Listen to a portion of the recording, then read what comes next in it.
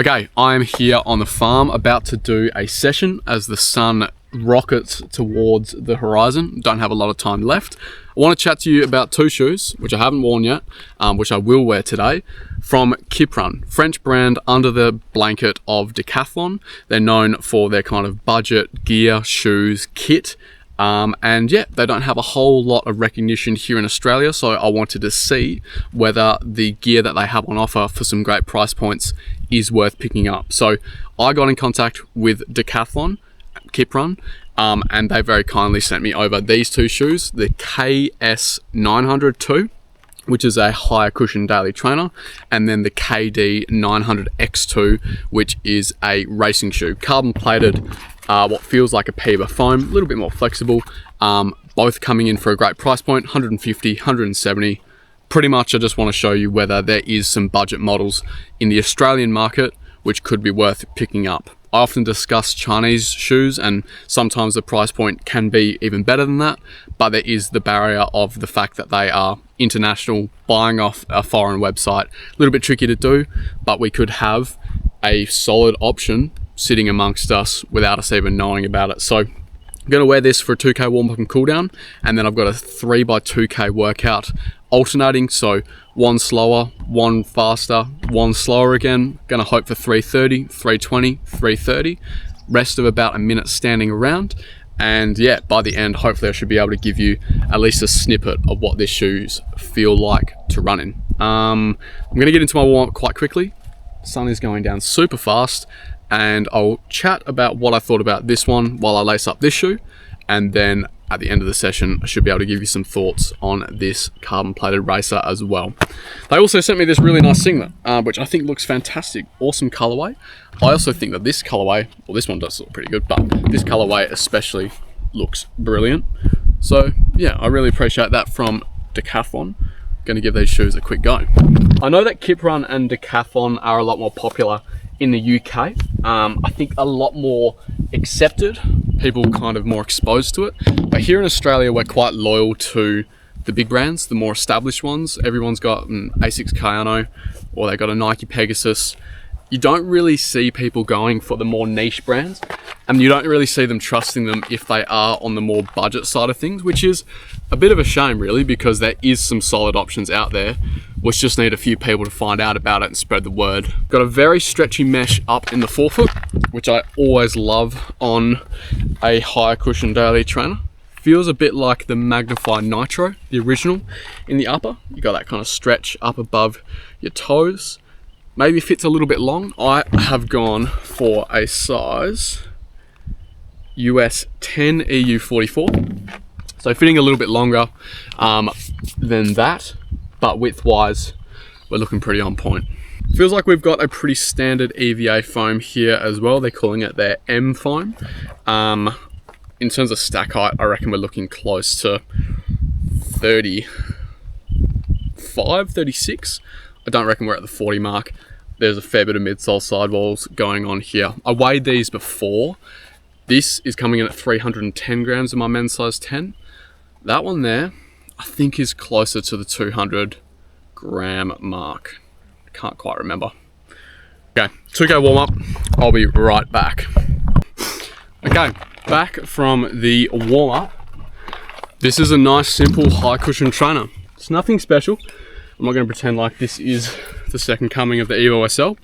What's done right here though is the balancing of the foam with the firmness, and then also the flexibility through the forefoot. Foam here feels like the average EVA foam on the market. Flight Foam Blast, the stuff that you have in the Nimbus. I guess Power Run from Saucony kind of springs to mind. Definitely more firm, resilient, but the way that they've used it with these deep flex grooves up in the forefoot doesn't make it feel blocky or a hassle to transition. We also don't have a super wide base, so I do think you get a little bit more compression focused in on the actual foam that you are striking, rather than a Nimbus, which is distributing out your force a fair bit, so I feel like you don't get as deep into it. This felt pleasant. Magnify Original is definitely the vibes that I'm getting here. It's just that kind of just right balance of softness and firmness, flexibility, a little bit of heel pitch, which I think transitions nicely. It's not super exciting, I'm not going to pretend it is, but as a $150 higher cushion trainer, I think this is something that people will probably get around. We'll get some more thoughts on the cooldown. Sun is going so fast. Okay, racing shoe now.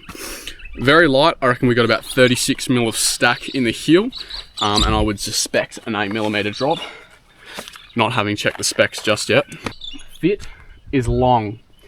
I would say, I reckon I probably could have got away with a 9.5 if there was such a thing. I think there is. But actually the width feels pretty good. I think some people get their knickers in a twist about shoes fitting long when I don't really think it's that big of a deal.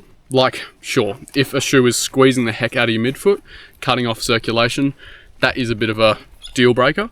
But if you've got a little bit of extra room ahead of your toes, that's a luxury. You get a bit more wriggle room, you're not going to get a black toenail. I think it's win-win-win for everybody. I don't know why people are so resistant to it. Ooh! There's something there. Okay, I'm just going to set up the camera so you can see me going back and forth, and it's probably going to be the case that I chat to you when I get back home. 3:30, 3:20, 3:30, 1 minute rest. Get into it.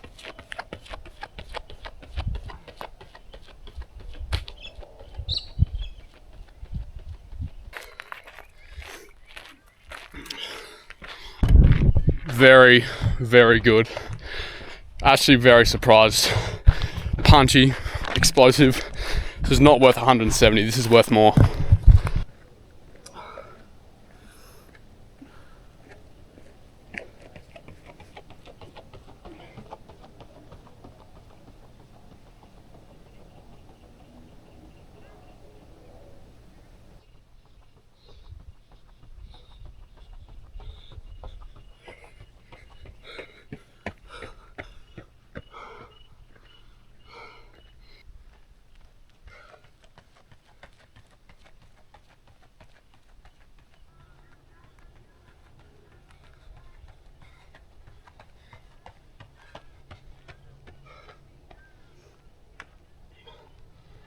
Okay, we are back from the session in my beautiful shed. I finished off the last 2K cooldown in the dark, but we got it done. Pretty happy with the paces, 3:30, 3:22, 3:30.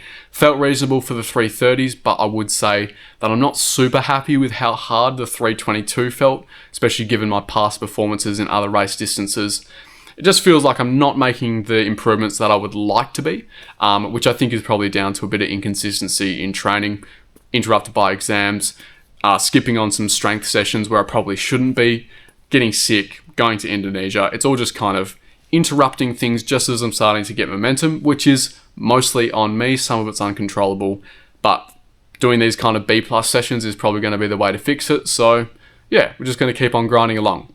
Anyway, shoes, fantastic. This KD900X2 has got to be one of the most surprisingly good shoes that I've tried this year. Hero here is definitely the V-foam.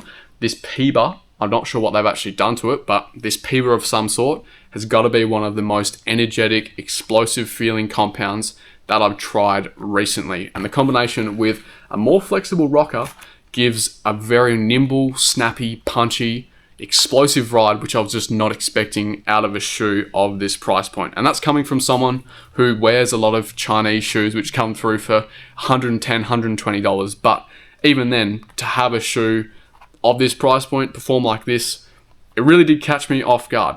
It's really fast, really explosive.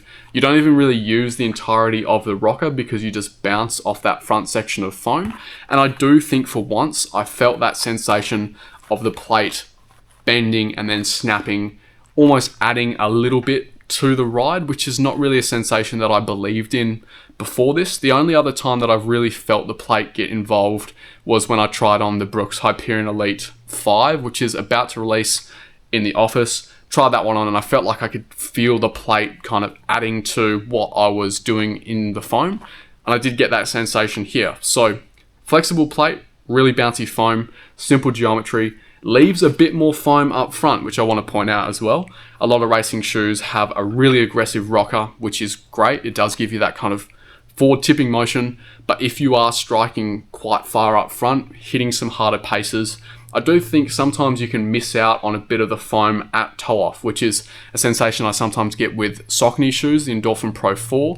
The Vaporfly now especially, I feel like I bottom that shoe out when I get up into that kind of front, I guess, third of the shoe. Maybe front quarter is probably more fair. They leave a bit more foam there, not as aggressive of a geometry, and I think it ends up working in the shoe's favor. The fit, the lockdown, ended up being perfectly fine. The lockdown through the midfoot, I think, is secure enough that you're not going to slide forward.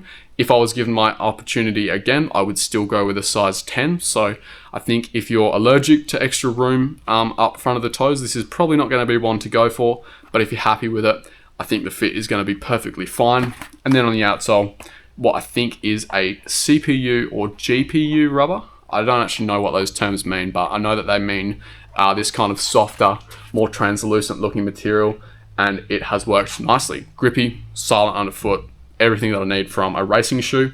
This is going to be a shoe that I recommend to a lot of people who are either chasing a cheap racing shoe, looking for a first time racing shoe because it is ultimately lower stacked, a little bit more simple, straightforward to run in. There's no cutouts or gimmicks that you need to get around.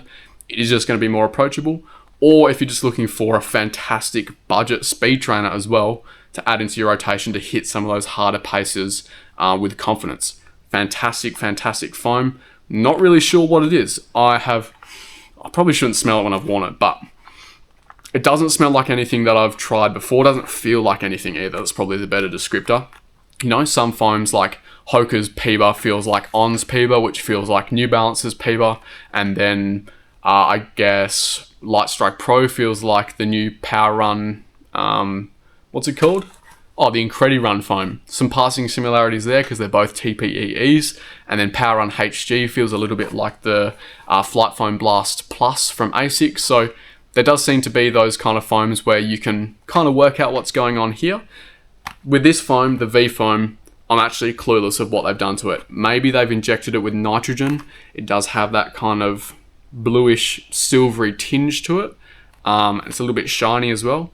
Feels great. Really, really impressed here. I will be considering this for races, which is what I've been saying about a lot of racing shoes recently. They're all very, very good, but this is good enough to race in. I want to make that very, very clear. Camera went flat. Anyway, moving on from the KD to the KS900-2. This is a little bit more straightforward, a little bit less of a dopamine hit. This is not going to be for people who need shoes like the Evo SL, the Neo Zen, all manner of super trainers to keep them entertained every single step. This is for people who like that straightforward, simple daily trainer, which is just going to cop a few Ks each week, not going to do anything crazy. It's just going to kind of, settle into your stride and do as it's told. I do like the flexibility. I think that helps the shoe feel more smooth than it otherwise would. The foam is just right in terms of softness, I would say, for a cushioned shoe of this size. I don't think I would want it to be any softer. The upper with the stretchy mesh was very comfy. I think it should be accommodating for a decent variety of foot shapes. And the other detail which I picked up on the cool down was that the heel counter, although reinforced back there, is unreinforced on the top 2 centimeters of the ankle collar, which I think is great because it's holding your ankle in, it's giving it a bit of structure, but then it's not going to interfere with your Achilles, which I really like. I don't like having my Achilles eaten, and so having that softness there, I think is a good solution to that. $150 here. I actually think it's $180. I might have been misquoting that, but either way, 2 banging trainers for awesome price points together. You're pretty much sorted for most runs in your week. Maybe you could use a slightly more nimble daily trainer, but realistically, 2 awesome shoes to fill out a rotation. More Ks to be done. Some pretty strong feelings here off 4 and 6 Ks of running. More work to be done. But yeah, I'm pretty optimistic of this first outing. Good stuff from Kiprun. More thoughts to come.